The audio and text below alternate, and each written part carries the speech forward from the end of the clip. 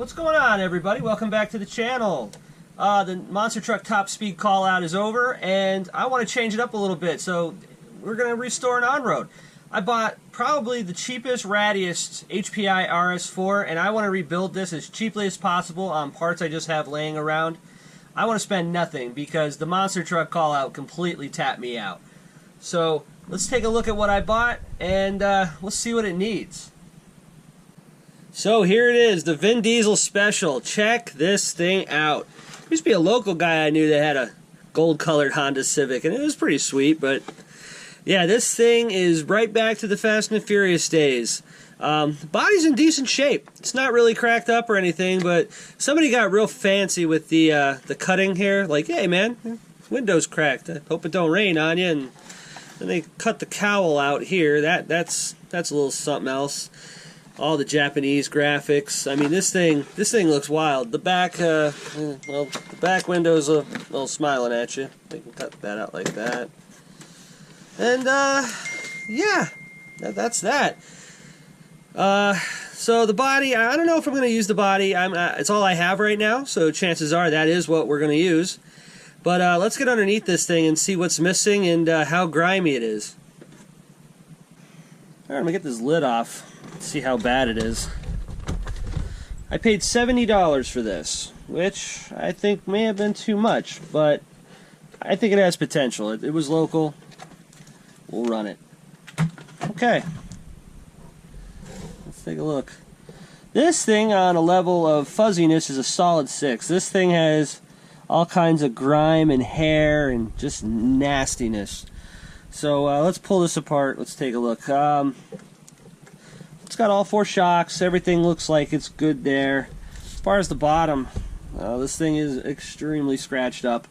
This was made to be, I bought it to be a runner, so I'm not too concerned with that.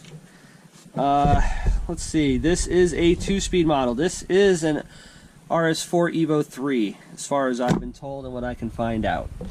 The, let's see, well that's nice.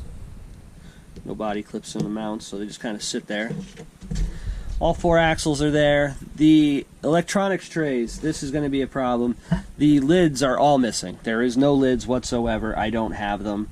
We have a Duratrax servo for the steering, so that might work. And we got a mismatched Tower Hobbies on the other side. We do have all the linkages, thank God. Thank God. The foam bumper is a little banged up. It's all there. It has diffs. I think they work. It came with a couple of cool parts too, but we'll get to them in a minute. The fuel tank is there. Let's take a look at the inside of this thing. Yeah. If I had to guess what color that fuel was, it was doo-doo brown, so that's going to have to be cleaned out completely. Now, as you can see, just like also in the Fast and the Furious, we have no engine. We have no engine. But it did come with one. It came with a pretty cool one, but it's no good. This is what it came with. This is the HPI 12R. As you can see, I have no flywheel or anything on it. It came without a pull starter. Just complete. No compression whatsoever. I'm going to try to find a piston and sleeve for this. If I can find one for the right price, I may rebuild this because it's still a good engine. Nothing wrong with it. Also came with the pipe, the flywheel that I didn't need. Came with the purple anodized motor mounts. Somebody cut that one? No, just how it is. So, we are missing an electronics lids. It's going to need an engine, which I don't want to pay much for or anything. Needs completely stripped down, cleaned. All the plastics seem to be there.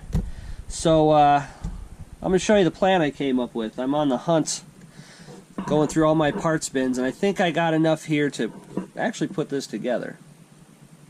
Alright, the other part of this deal, the guy also threw in one of these. So you can see it's a T3.0. It's got one bolt broken off on the bottom, but they all do that. I did not have a pull starter. It did not come with a flywheel, a clutch, anything like that. So I did get the what's it called, the bell with the car. So I started thinking, I'm like, I got to figure something out. I don't have a pull starter. I have no clutch setup. Anybody remember the video I did of the HPI MT2 where I replaced the T15 with a G3.0?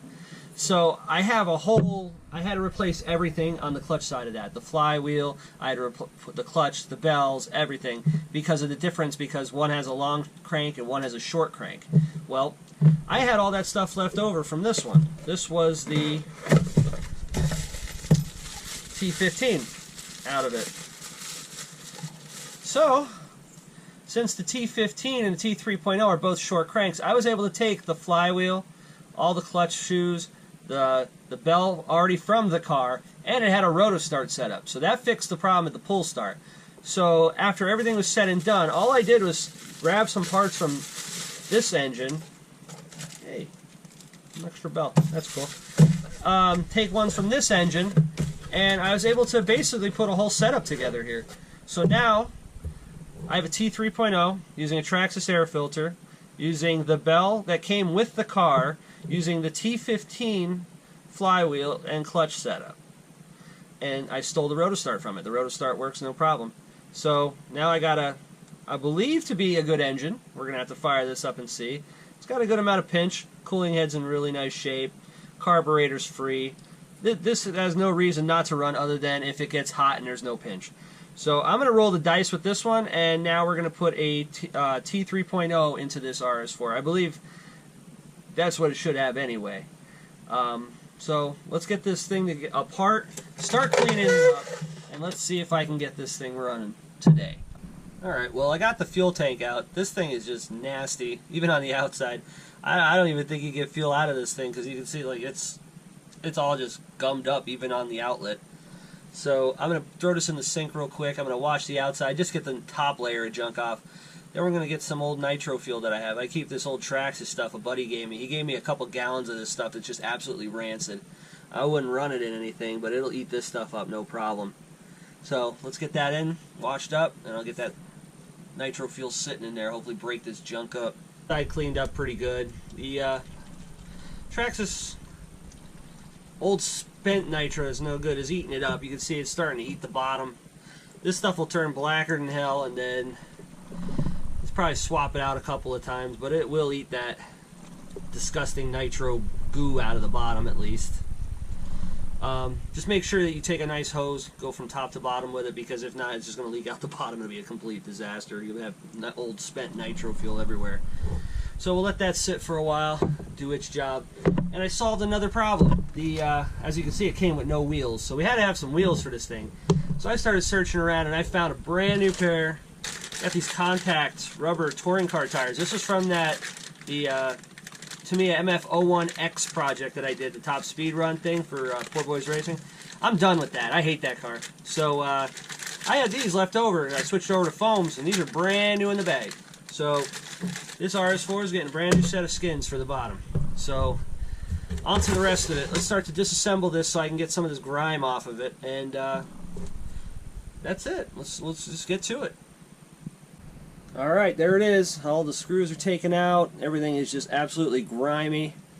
Time to bust out the simple green, start taking everything apart, cleaning it up real well, and we'll start reassembly. I also found another body that I might try to fit on this. I got to see if the holes will mount up. I think this one's going to look pretty cool. But yep, that's it. Let's get it up. It's already apart. Let's get it clean, get it reassembled.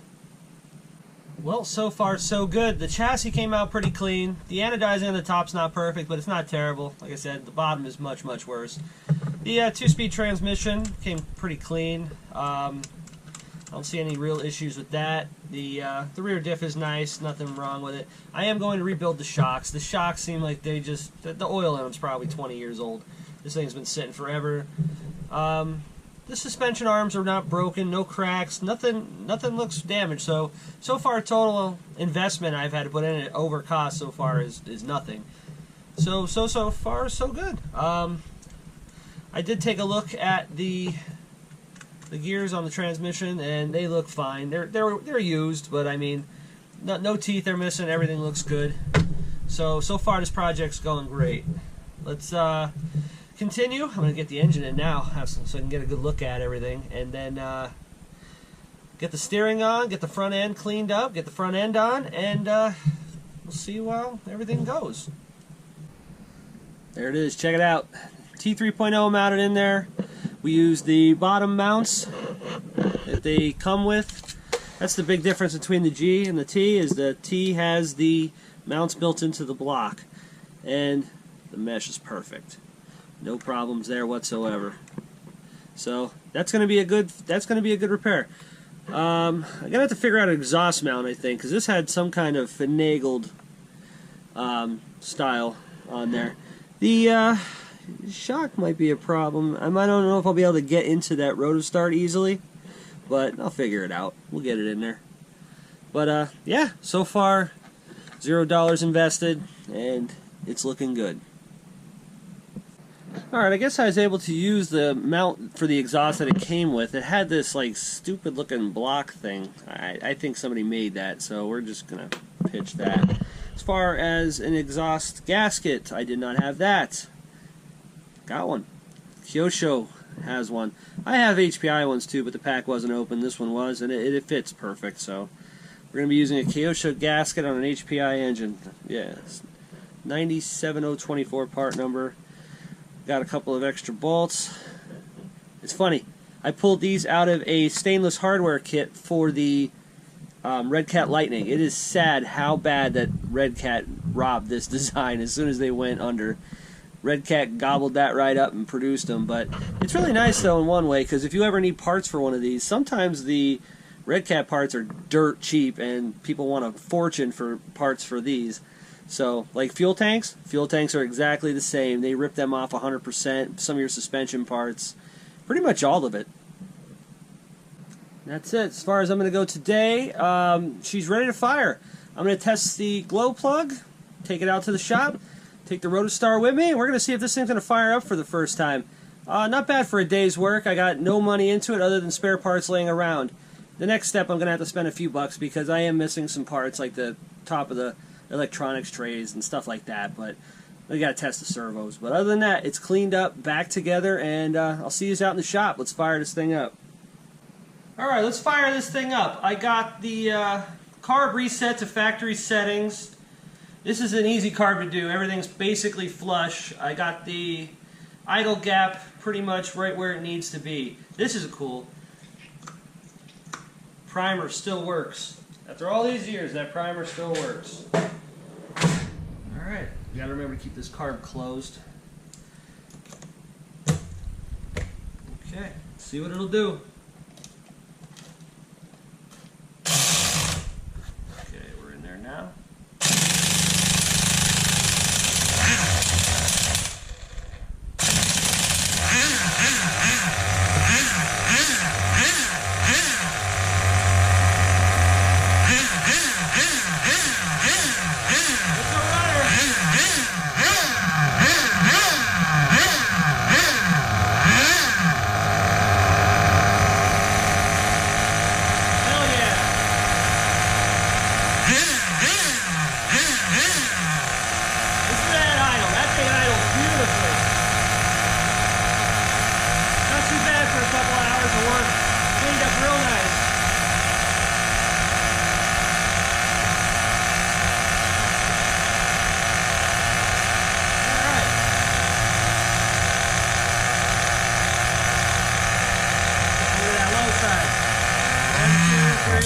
That's on the money.